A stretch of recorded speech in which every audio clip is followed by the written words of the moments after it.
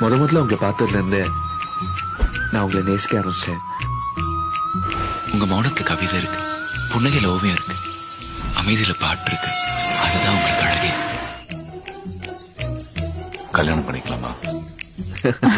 சிரிக்கிறீங்க. Please please say yes or no.